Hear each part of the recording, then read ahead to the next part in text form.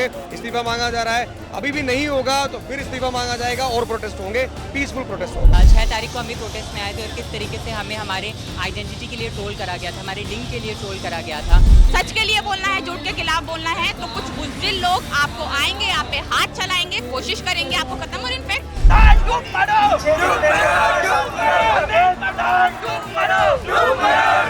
Protest को कहा जा रहा है कि जो सीजेपी का प्रोटेस्ट है, जो ऑनलाइन मूवमेंट शुरू हुआ उसके बाद ऑफलाइन, तो इसमें जेनजी का प्रोटेस्ट है। आप यहाँ क्या कर रहे हैं? हर दिन लगातार 35 से 40 स्टूडेंट्स आत्महत्या करने को मजबूर हैं। इन सब का खून आज भाजपा के हाथों पर है। स्वागत है इनकलाब हिंदी में, मैं हूं कामरान साहब और इस वक्त मैं मौजूद हूं जंतर मंतर पर, जो कि सीजेपी का आज प्रोटेस्ट हो रहा है और जो कि 15 दिनों तक ये ज़मीन पर उतरी हुई ये सीजेपी, जो कि जंतर मंतर से इसकी शुरुआत हुई थी और उसके बाद देश के अलग अलग हिस्सों में अभिजीत दीप के पहुँचे और वहाँ प्रोटेस्ट किया और आज जो कि यहाँ जंतर मंतर पर प्रोटेस्ट का आयोजन किया गया है। आज हम यहाँ पर लोगों से बात करके बताएंगे कि आखिर आज क्या कुछ यहाँ पर किस तरीके से प्रोटेस्ट किया जा रहा है। बहुत सारे जो सीजेपी के जो लोग हैं जो प्रोटेस्ट करने आए हुए हैं वो प्लेट और चम्मच लेकर आए हुए हैं, जिसकी आवाज़ आपको आ रही होगी।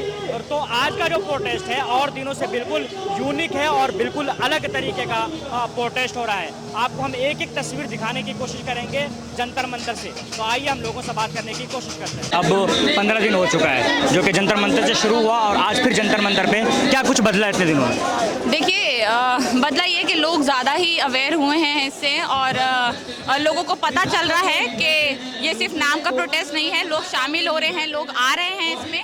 और देखिए ये सरकार जो है ये इतनी ज़्यादा घुटने टेकने वाली सरकार है नहीं, इतनी ज़्यादा अपने आप को घमंडी सरकार है। और हम तो सिर्फ देखिए पीसफुली आते हैं, बोल रहे हैं धर्मेंद्र प्रधान जो कि अपना जो सीट है उसका सही से मान नहीं रख पा रहे हैं तो वो इस्तीफा दे दे बस। पर उनके अंदर एक घमंड इतना है, घमंडी सरकार इतनी ज़्यादा हो चुकी है, उनको कोई मतलब ही नहीं है। 15 से 20 बच्चों ने सुसाइड कर लिए, लगातार आंकड़ा बढ़ता ही जा रहा है और उनको कोई मतलब ही नहीं है। लोग बोलती है, ये गवर्नमेंट बोलती है हमें खेद है और खेद बनकर बस खत्म हो जाता है। उनके लिए बच्चे मर रहे हैं, लोग मर रहे हैं, स्टूडेंट्स यहाँ पर आ रहे हैं, स्टूडेंट्स के माँ बाप आ रहे हैं, रो रहे हैं, चीख रहे हैं, बितक रहे हैं, उसके बावजूद भी उनको कोई फर्क नहीं पड़ा। तो मुझे लगता है शर्म आनी चाहिए सरकार को। बट ये प्रोटेस्ट जब तक जारी रहेगा जब तक धर्मेंद्र प्रधान अपना इस्तीफा नहीं दे देते हैं। ये अभिजीत दीप को जयपुर के अंदर जो थप्पड़ मारा गया था उसको लेकर आप क्या कहेंगे? बहुत दुखद है और बहुत डरावनी बात है। नफरत में लोग कितना गिरेंगे मुझे समझ नहीं आता। 6 तारीख को हम भी प्रोटेस्ट में आए थे और किस तरीके से हमें हमारे आइडेंटिटी के लिए ट्रोल करा गया था, हमारे लिंग के लिए ट्रोल करा गया था। उनको बिल्कुल परवाह नहीं है कि बच्चों को न्याय मिलना चाहिए, बच्चों की शिक्षा व्यवस्था में सुधार होना चाहिए। What we are carrying in between our legs, और किसको थप्पड़ मार दें, किसको नफरत कर दें। आज भी 4 लोगों ने आकर मुझे बाहर यहाँ पे घेर लिया था और किस तरीके से पुलिस वालों ने सपोर्ट करा। I really appreciate that. लेकिन भाई कि कितना गिरेंगे लोग, नफरत के नाम पर लोग कितना गिरेंगे, किस हद तक गिरेंगे? आज का जो प्रोटेस्ट है उस दिन से थोड़ा सा डिफरेंस है कि आज लोग चम्मच और प्लेट लेकर आए हुए और उसकी आवाज़ लगातार जंतर मंतर पे गूंज रही है। क्या मैसेज देना चाहते हैं? क्योंकि सरकार बिल्कुल ना सुनने के उस पर बैठी हुई है। मुझे कोरोना वाले दिन याद आ गए, कैसे प्रधानमंत्री नरेंद्र मोदी जी ने कहा था कि गो कोरोना गो ताली बजाने से जाएगा। तो हम भी आज उसी उम्मीद के साथ आए हैं। आई डोंट नो साइंटिफिक इसके पीछे क्या होगा, बट प्रोटेस्ट को कहा जा रहा है कि जो सीजेपी का प्रोटेस्ट है, जो ऑनलाइन मूवमेंट शुरू हुआ उसके बाद ऑफलाइन, तो इसमें जेनजी का प्रोटेस्ट है। आप यहाँ क्या कर रहे हैं? ये मेरे बच्चे हैं सभी, मैं फाउंडेशन चलाती हूँ और इन बच्चों के भविष्य के लिए हम लोग यहाँ आए हैं। और ये इनको कहा गया कॉकरोचेस, क्या ये कॉकरोचेस हैं? ये आने वाली यूथ है। जब 70 साल के लोग अभी तक गवर्नमेंट जॉब में बैठे हुए हैं, उनका कोई इस्तीफा नहीं मांगता, उनको फिर भी रिटायरमेंट में इतना पैसा दिया जाता है, तो यूथ कहाँ जाएगा? यूथ तो ऐसे घूमेगा। सर पहला सवाल तो यही है कि नीट का री एग्ज़ाम होना क्यों पड़ रहा है? आपने इस तरह से एक मॉडल को इन प्लेस इंस्टॉल किया जो हर तरह की धांधलेबाजी को लेजिटिमाइज करता रहा, जिसमें इतने सालों तक 10 लाख 20 लाख में उन लोगों की सीटें बेच दी जो मेहनत से बहुत मुश्किल से पढ़ पा रहे थे, जिनके माँ बाप बहुत आम लोग हैं, किसान हैं, मजदूर हैं, महंगा कोचिंग का पैसा देकर उनको भेजा। पूरे खानदान, पूरे माँ बाप, पूरे समाज के सपनों की धज्जियाँ उड़ा दी आपने जब आपने एक पेपर का पैसा लिया। आपने लगातार इस बीच, क्योंकि पहले भी पेपर लीक होते थे, पर पिछले 10 सालों में जिस तरह से ये खबर बनने लगी, ये तो तब बनने लगी जब समझ आया कि आप जो 17-18 में एफिशिएंसी बोलकर नेशनल टेस्टिंग एजेंसी को लाए, वो एफिशिएंसी तो थी, लेकिन खाली आपके लिए, ताकि धांधलेबाजी और एफिशिएंट रूप से हो पाए।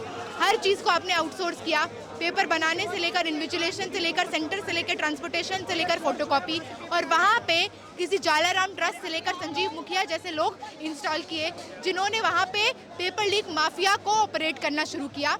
तो आज ये देश का युवा ये समझ चुका है कि जब तक ये सरकार हटेगी नहीं, जब तक धर्मेंद्र प्रधान का इस्तीफा नहीं होगा, हमारा भविष्य सिक्योर होने नहीं जा रहा है। नीट का एग्जाम है, क्या लगता है? सरकार दावा कर रही है कि हम पूरी व्यवस्था कर चुके हैं और उसको अच्छी तरीके से कराने, लगता है आपको संपन्न हो जाएगा सही तरीके से? देखिए, कुछ नहीं कह सकते, इस सरकार से किसी भी तरीके की अब हमें उम्मीद नहीं बची है। हम पर फिर भी हमारे को उम्मीद है कि इस बार शायद कुछ ढंग से ये जो पेपर बार बार लीक हो रहे हैं, बच्चे सुसाइड कर रहे हैं, इससे छुटकारा मिल सके ये लीक होने से बार बार। और ये जितना भी सरकार घमंड कर बैठी है, उनका घमंड टूट सके। धर्मेंद्र प्रधान, अगर नीट का पेपर सही भी होता है, उसके बावजूद भी मुझे लगता है कि उनको इस्तीफा देना चाहिए, क्योंकि जो 15 से 20 बच्चों ने सुसाइड करी है, जिन्होंने अपने बच्चे खोए हैं, भाई बहन खोए हैं, घर से छोटे छोटे बच्चे चले गए हैं, इतनी मेहनत करने के बाद, इतने अटेम्प्ट करने के बाद, तो मुझे लगता है इस्तीफा तो उनको देना चाहिए बिल्कुल। मन की बात से ज़्यादा काम की बात करनी चाहिए इंसान को। प्रधानमंत्री नरेंद्र मोदी अभी जो G7 में गए थे, उनको लेकर सोशल मीडिया पे लगातार ट्रोल हो रहा है कि वो कभी टेलीप्रॉम्प्टर से पढ़ते हैं, कभी इससे सवाल पूछते हैं। जिस ट्रंप को सबसे अपना करीबी मानते हैं, उन्होंने 3 नाविकों के मौत पर कुछ भी नहीं कहा। बहुत शर्मनाक बात है, क्यों नहीं कहा, डरावनी भी बात है कि हम डॉक्टर APJ अब्दुल कलाम के भारत में रहते हैं। ये एक ऐसे राष्ट्रपति थे जिन्होंने राष्ट्रपति भवन के दरवाजे MLAs और MPs के लिए बंद कर दिए थे और विद्यार्थियों के लिए खोल दिए थे। ऐसी सोच के भारत में रहते हैं हम। इनका सपनों का भारत पता नहीं कहाँ गया। किस तरीके से भारत सरकार इनके सपनों के भारत को कुचलने का काम कर रही है, मुझे डर लगता है। किस तरीके से पूरी शिक्षा व्यवस्था प्राइवेट करी जा रही है दिन पर दिन। किस तरीके से सरकारी स्कूल बंद हो रहे हैं, बदहाल हो रहे हैं। सर, आप खुद बताएं कि आप अपने बच्चे को सरकारी स्कूल में पढ़ाना चाहेंगे? नहीं पढ़ाना चाहेंगे। लेकिन शिक्षा हमारा मौलिक अधिकार है और अच्छी शिक्षा व्यवस्था देना सरकार का काम है। आप पीसफुल प्रोटेस्ट की बात कर रहे हैं, लेकिन आपके जो फाउंडर है CGP के फाउंडर जो अभिजीत दीप, उनको थप्पड़ मारा जाता है और उनके मारने वालों को जमानत भी मिलती है और फूल मालाओं से स्वागत भी किया जाता है। हर एक आदमी इस देश में ऐसा नहीं है ना जो समझ पाए। जो शिक्षित आदमी होगा, जो संविधान में मानने वाला आदमी होगा, उसी को ये समझ में आएगी कि पीसफुल प्रोटेस्ट क्या होता है, गांधी जी के प्रोटेस्ट करने का तरीका क्या होता है और कैसे एक सिस्टम को मैनेज किया जाता है। ये बात वही समझ सकता है। अब कोई आदमी ऐसा जो शुरू से ही उग्र है या एक विचारधारा से प्रभावित है, गोडसे की मानसिकता वाले लोग गांधी की मानसिकता नहीं समझ पाते कभी, और यही सच्चाई है। यहाँ आप देख रहे होंगे, यहाँ कोई ऐसी हिंसात्मक मामला नहीं है, कोई ऐसी स्पीच नहीं दी जा रही है, कोई ऐसी भड़काऊ भाषण नहीं है। यहाँ सिंपल तरीके से ये बोला जा रहा है कि आप पिछले 12 साल में 150 पेपर लीक हो चुके हैं, उनको रोकने में नाकाम रहे। शिक्षा मंत्री के तौर पर जिम्मेवारी लीजिए, अकाउंटेबिलिटी लीजिए और इस्तीफा दीजिए। मेरा आखिरी सवाल ये है कि जिस तरीके से पिछले प्रोटेस्ट को, आप लोगों के जो पूरा प्रोटेस्ट था, पीसफुल प्रोटेस्ट था, उसको ये दिशा देने की कोशिश की गई कि यहाँ पर लोग बहुत कम जुटे थे, ज़्यादातर मीडिया वाले थे, इन्फ्लुएंसर थे, तो लोग जो ऑनलाइन आपका मूवमेंट चला है उसमें और ज़मीन पर जो आपने उतारा इस प्रोटेस्ट को, उसमें डिफरेंस दिख रहा है। लोग इस तरीके के सवाल उठा रहे हैं। सर, डिफरेंस तो कहाँ दिख रहा है आपको? हमको खड़े होने की जगह नहीं है। हम थोड़ा हिल जाएंगे तो हम किसी में टकरा जाएंगे, और ये जंतर मंतर का पिछला छोर है। प्रोटेस्ट तो आगे चल रहा है, हालत आपके सामने है, आपके पास कैमरा है, आप घुमा के दिखाइए अपनी जनता को कि ये तो सेकंड प्रोटेस्ट है जहाँ पे बार बार ये एंटिसिपेट किया जा रहा था कि लोग ही नहीं आएंगे। तो लगातार जब देश में सत्ता की कुर्सी पर काबिज लोगों से सवाल उबलने लगता है, उनके प्रति आक्रोश उबलने लगता है, तो जहाँ से ये सवाल उबल रहा है उसको टुकड़े टुकड़े गैंग, एंटी नेशनल, देश विरोधी, और यहाँ तक कि ये भी कि इनके तो आंदोलन में दम नहीं है, ये तमाम नैरेटिव पेडल करने की कोशिश की जाती है। लेकिन ज़मीनी वास्तविकता ये है कि बेंगलोर से लेकर पुणे, कहीं बिहार से लेकर झारखंड, देश के कोने कोने में आज ये आग लग चुकी है कि देश का युवा आपसे जवाबदेही चाहता है। तलवे चाटती है ये मीडिया, तो मीडिया से अब किसी भी तरीके की उम्मीद ना रखें तो बेहतर है। अब जो बचाएगा हमारे देश को वो या तो देश का युवा है या देश का सोशल मीडिया, जो ईमानदारी से काम कर रहा है। सारा नहीं, बहुत से आप अभी सोशल मीडिया के ऐसे लोग आए होंगे जो बहुत ही घटिया बात करेंगे, यहाँ के लोगों को बताएंगे कि भैया उमर खालिद का नाम लेंगे या किसी का भी नाम लेंगे, और उसके बाद ये चीज़ें दिखाएंगे कि यहाँ पर तो देशद्रोही नारे लगाए जा रहे हैं। इस तरह के लोग भी बहुत आएंगे, इस तरह की सोशल मीडिया बहुत आएगी, बट हमें उन पर ध्यान नहीं देना है। जब भी ऐसा होता है तो खराब लोग मिलते हैं, पर अच्छे लोगों ने हमेशा चीज़ों को ठीक किया है, आंदोलन ने चीज़ों को ठीक किया है, इसीलिए आंदोलन जारी है। आप लोगों ने मांग की है कि जो सुसाइड किया जिन बच्चों ने, तो उनको 1-1 करोड़ दिया जाए उनके माँ बाप को, तो इसमें क्या लगता है कि सरकार बात माने? बिल्कुल देना चाहिए। देखिए लोग मर जाते हैं, अभी भी मालवीय नगर में जब लोग मर गए, बहुत सारे लोग जल के मर गए, एम्बुलेंस नहीं आ पाई वहाँ पर, फायर ब्रिगेड नहीं आ पाई वहाँ पर, लोगों को बचा नहीं पाई, तो उनको 2-2 लाख रुपए का मुआवजा दिया गया, मतलब 2 लाख रुपए, जान चले जाने के 2 लाख रुपए। जो विपक्ष के नेता है वो उनको जाकर पैसे दे रहे हैं, उनके घर तक बनवा रहे हैं, उनके लोन तक चुका रहे हैं। और यहाँ पर जो हमारी गवर्नमेंट है, जो सत्ता में है, वो क्या कर रही है, वो यहाँ पर कह रही है कि भैया हम तो इस्तीफा नहीं देंगे, और हमें कोई फर्क नहीं पड़ता। आज एक मर रहा है, 100 भी मर जाए, हमें कोई फर्क नहीं पड़ेगा, इस्तीफा नहीं दिया जाएगा। तो अगर इसी तरीके से गवर्नमेंट, मुझे नहीं लगता कि ये धर्मेंद्र प्रधान नहीं, ये पूरी गवर्नमेंट हमारे मोदी जी को इस्तीफा देना चाहिए, क्योंकि वो इस पद के लायक ही नहीं है। आपको लगता है कि धर्मेंद्र प्रधान अगर इस्तीफा देता तो सरकार को ऐसा लगे कि हम झुक गए हैं और इस तरीके से? हाँ बिल्कुल, उनको लगता है, उन्होंने तो कहा ना, हमारे बीजेपी में इस्तीफा देने का कभी भी ट्रेंड रहा ही नहीं है, तो उनमें ट्रेंड रहा ही नहीं है, बट फिर भी कोशिश जारी है। आंदोलनों से चीजें जीती गई हैं, आगे भी जीती जाएंगी जब तक हो सकता है। यहाँ पे दिल्ली में, बाहर कहीं पे भी प्रोटेस्ट जारी रहेगा सीजेपी का। और मुझे लगता है सीजेपी के अगर आप साथ नहीं भी हैं, तो नीट के स्टूडेंट जो सुसाइड कर रहे हैं, उनके माँ बाप के लिए, उन बच्चों के लिए, नीट के स्टूडेंट्स के लिए, या छोटे हमारा जो आने वाला यूथ है, जो आगे हमारा फ्यूचर बनेगा, उनके लिए आप खड़े हुए हो, इस प्रोटेस्ट में शामिल हुए। आपको लगता है कि धर्मेंद्र प्रधान जो कि इस्तीफा देंगे? मैं इसलिए ये पूछ रहा हूँ कि इससे पहले अश्विनी वैष्णव जी के इस्तीफा की मांग हुई, जब काफ़ी रेल हादसा हुआ और कभी प्लेन हादसा होता है, और इस पर लगातार मांग की जाती है, कई सारे पेपर्स लीक हुए, लेकिन सरकार इस पर बिल्कुल ही नहीं झुकती है, इसको ईगो पे लेती है, ऐसा लगता है आपको? बात सर झुकने वाली नहीं है, बात अंधभक्ति की है। सरकार को पता है कि हमने और कुछ खड़ा नहीं किया, 12 साल में अंधभक्तों की एक बहुत बड़ी सेना खड़ी की है, जो हमारे लिए हमेशा वोट डालते आएंगे, चाहे उनका बच्चा, उनके बच्चे के ऊपर, छत के ऊपर, स्कूल की छत जो है वो गिर जाए, चाहे एजुकेशन के नाम पे उन्हें कुछ भी ना मिले। मतलब आप 1 लाख स्कूल जो है वो पिछले 12 साल में बंद हो चुके हैं। 1,19,000 स्कूलों में जो हाल में मौजूद हैं, लड़कियों के लिए टॉयलेट नहीं है। ये स्थिति है इस देश की। हेल्थ केयर सिस्टम हमने कोविड में देख ही लिया था। भाई आप कब तक चुप रहोगे? एक सिटीजन कब तक, ऑर्डिनरी सिटीजन कब तक चुप रहे? जिम्मेवारी लेनी पड़ेगी, सिटीजन को भी लेनी पड़ेगी कि सवाल पूछे सरकार से, और मंत्री को भी लेनी पड़ेगी कि अगर काम नहीं कर पा रहे तो इस्तीफा दो। कल नीट का एग्जाम होना है, आपको लगता है कि बिल्कुल सही तरीके से हो पाएगा? अभी तक का जो सरकार का ट्रैक रिकॉर्ड है वो बताता है कि कुछ ना कुछ गड़बड़ दोबारा होगी। सरकार शोबाजी करती आई है, लगातार इसी प्रकार की चीजें हुई हैं। अभी रिसेंटली हम देखोगे, आप मोदी जी ट्रंप के सामने बैठे थे, 3 सिटीजन हमारे मर चुके हैं, और मोदी जी के जुबान से सिर्फ योर एक्सीलेंसी के अलावा कुछ निकला ही नहीं। कारण क्या है? हमारे देश का प्रधानमंत्री, हमारी जो मेन स्ट्रीम मीडिया है वो प्रधानमंत्री के चरणों में है, प्रधानमंत्री किसी और के चरणों में है। और ये इस देश का सिस्टम बन चुका है कि यहाँ चरण वंदना करते रहो और पदों पे बढ़ते रहो। और ट्रैक रिकॉर्ड अगर हम सरकार का देखें तो अब हमें यकीन नहीं है इस बात का कि ये सेम शिक्षा मंत्री इस एग्ज़ाम को भी सुचारू रूप से करवा पाएगा। अभी आपने बात की ट्रंप की, डोनाल्ड ट्रंप की जो G7 की जो मीटिंग हुई थी, उसमें ट्रंप अपने आप को आई एम द बॉस कहते हैं, तो क्या लगता है आपको इससे जो वहाँ पर और जो नेता थे, तो उनकी छवि खराब हुई इसको लेके, या इस तरीके से जो उनसे एक रिपोर्टर ने सवाल पूछा कि 3 नाविकों की मौत हुई, उस पर ट्रंप का उस तरीके का जवाब नहीं आया, और ना ही नरेंद्र मोदी जी का जवाब आया, इसमें भाई मैं आपको ऐतिहासिक तौर पे एक बात याद दिलाता हूँ। एक छोटी सी घटना जापान के साथ यूएस ने की थी। यूएस ने पूरे नेवल बेस पर हमला किया था, जापान ने पूरे नेवल बेस पर हमला किया था यूएस के, 2400 सिटीजन मरे थे। उसके बाद यूएस ने वहाँ बॉम्ब गिराया, हमारे 3 सिटीजन मरे हैं। हम आंखें दिखाना दूर, बात करना दूर, चरणों में गिरे हुए हैं। योर एक्सीलेंसी बोल रहे हैं हमारे प्रधानमंत्री, वो भी पर्ची में पढ़ के। मतलब इतना अनपढ़ प्रधानमंत्री किसी देश का हो सकता है क्या? मैं उनको यही कहता हूं सर, टेलीग्राम बैन नहीं करना, टेलीग्राम बैन मत करो, टेलीप्रॉम्प्टर बैन कर दो, तब पता चलेगा इस देश में हकीकत क्या है। और प्रधानमंत्री नाम से यहाँ सिर्फ कठपुतली को बिठा रखा है, ये हकीकत है इस देश की आज की।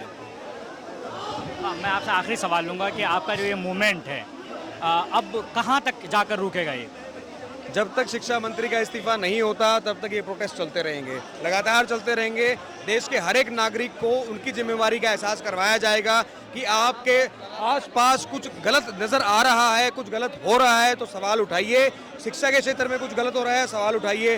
स्वास्थ्य के क्षेत्र में कुछ गलत हो रहा है तो सवाल उठाइए। सवाल उठाना नागरिक की प्राथमिकता है और यही हम सब कर रहे हैं। पीसफुली उठाइए, गांधी जी के तरीके से उठाइए। आप लोगों का जो मूवमेंट है, ये जो पूरा प्रोटेस्ट है आप लोगों का, ये 15 दिन हो चुका है ज़मीन पर आए, उससे पहले ऑनलाइन मूवमेंट चल रहा था आपका, तो क्या लगता है कि अब तक कितने सफल हो पाए आप? ये अब तक काफ़ी सफल हुए हैं। आप भीड़ से अंदाज़ा लगा सकते हो, जहाँ भी प्रोटेस्ट हो रहे हैं वहाँ कितने लोग जुड़ रहे हैं। और इनफैक्ट जो तो थप्पड़ वाला इंसिडेंट हुआ था उससे भी अंदाज़ा लगा चुके हैं कि ऑफेंड भी कितने लोग हो रहे हैं, कि सवाल क्यों पूछा जा रहा है सरकार से। वैसे सरकार से सवाल पूछना नागरिक की प्राथमिकता होती है कि हमने वोट दिया है तो हम सवाल पूछेंगे भाई। तो ऑफेंड भी कितने हो रहे हैं, तो इससे आप अंदाज़ा लगा सकते हो, भीड़ देख सकते हो आप कितने लोग यहाँ जुड़े हैं। एनटीए को बार बार जो एनटीए का जो पेपर लीक होता है बार बार, या उनके इंफ्रास्ट्रक्चर में कमी आती है और बहुत सारे ऐसे लगातार न्यूज़ बनते रहते हैं, फिर भी सरकार की क्या मजबूरी है जो एनटीए को नहीं ख़त्म कर रही है, नहीं हटा रही? हाँ, मजबूरी नहीं है, मुनाफाखोरी का मॉडल है। पूरी तरह से एक प्राइवेट एंटिटी को लाइए जो स्टैट्यूटरी बॉडी नहीं है। सोसाइटीज रजिस्ट्रेशन एक्ट के तहत रजिस्टर किया गया सोसाइटी है, जो कि पार्लियामेंट्री कमेटी में किसी भी राज्यसभा में किसी भी लोकसभा में इसका एनुअल ऑडिट नहीं जाएगा, रिपोर्ट नहीं जाएगी, कितना काम किया, कैसे पेपर कराया, अंदर की ट्रांसपेरेंसी नहीं है। पहला मॉडल ये। दूसरा, ये जो मैंने आउटसोर्स का मॉडल बनाया, वहाँ पे आपने सुनिश्चित किया कि स्ट्रॉन्ग रूम जहाँ पे पेपर होगा वहाँ से फोटोकॉपी होकर पहुँच जाएगा जिनके जेब में पैसा है, वहाँ से आपको टेलीग्राम पे भी मिल जाएगा जिनके पास पैसा है। लेकिन जब ये मॉडल सामने आया और कहाँ कहाँ से धांधलेबाजी हो रही है, वहाँ पे इसका दूसरा चरण समझ आता है कि कोई जालाराम ट्रस्ट, संजीव मुखिया, जो तमाम भाजपा आरएसएस से जुड़े हुए लोग हैं, चाहे वो भाजपा यूथ युवा मोर्चा के लोग हों, चाहे वो एनडीए की जो सरकार है जेडीयू के साथ अलायंस में बिहार में, वहाँ से निकला हुआ संजीव मुखिया का पूरा गिरोह हो, तो आपने इन पे भी एक्शन नहीं लिया। क्यों? क्योंकि ये तो आप ही के फिट किए हुए लोग हैं। तो ये सोची समझी संस्थागत साजिश है। अभी बिहार में कांस्टेबल का एग्ज़ाम था और उसको लेकर इतने ज़्यादा अभ्यर्थी थे कि ट्रेन में जगह नहीं मिल पाई, उसको लेकर पत्थरबाजी भी हुई और काफ़ी जो वहाँ से जो तस्वीर निकल कर आई बेहद ख़तरनाक थी। तो क्या ये सरकार की कितनी बड़ी फेलियर है? सर, मैं बहुत शर्मिंदगी की बात है, बहुत गुस्सा आता है, क्योंकि मैं उसी राज्य से हूँ जहाँ की शिक्षा व्यवस्था को खोखला करने की एक पैरेलल प्लानिंग सालों साल चली। स्कूल आपको मिलेंगे नहीं, स्कूल की जगह आपको वो स्कूल में पशुओं का इलाज होते हुए भी मिल जाएगा, लेकिन गांव में 10-10 किलोमीटर तक स्कूल नहीं मिलेगा। किसी भी तरह से कोई फैक्ट्री नहीं मिलेगी, नौकरी का कोई सोर्स नहीं मिलेगा। एक बड़ी आबादी को शिक्षा के अवसर में, नौकरी के अवसर में पलायन करना पड़ता है। उस राज्य में आपने जब मद्य निषेध की परीक्षा कराई, कांस्टेबल की परीक्षा कराई, और आपको जब कहीं पे वोट दिलवाना होता है तो आप 50 स्पेशल ट्रेन चला देंगे। आपको राम मंदिर के दर्शन कराने होते हैं तो आप 75 स्पेशल ट्रेन चला देंगे। लेकिन इस देश में एक बड़ी आबादी जो मेहनत कश है, जिसके पास शायद इतना पैसा नहीं है कि फ्लाइट लेके पहुंचे, ट्रेन का फर्स्ट ईयर एसी में पहुंचे, उसके लिए आपसे स्पेशल ट्रेन नहीं चलाया गया। वहाँ पे एक आदिवासी व्यक्ति का दम घुट के मौत हो गया। और इन तमाम जो खून है, ये हत्या कहूँगी मैं, उनको टाइम ही नहीं दे रही। आपको क्या लगता है कि सरकार इसलिए इनको धर्मेंद्र प्रधान को इस्तीफा देने के लिए नहीं कह रही? उनको लग रहा है कि ये हमारी इज्जत की बात है, ऐसा कुछ है कि सरकार बिल्कुल अटल है इस बात पे कि नहीं हम इस्तीफा नहीं देंगे?